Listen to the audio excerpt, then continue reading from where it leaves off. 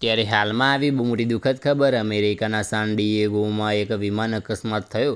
સમાચાર એજન્સી એપીના અહેવાલ મુજબ સાન ડિયેગો નજીક 6 લોકો સાથેનું એક વિમાન પેસિફિક મહાસાગરમાં ક્રેશ થયું। કોસ્ટ ગાર્ડ કાટમાળ શોધી રહ્યું છે।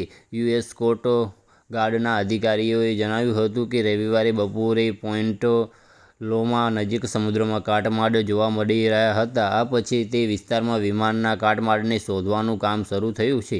આ સ્થળ દરિયાકાંઠેથી લગભગ 8 કિલોમીટર દૂર છે અને સમુદ્રની ઊંડાઈ લગભગ 200 ફૂટ (લગભગ 61 મીટર) છે।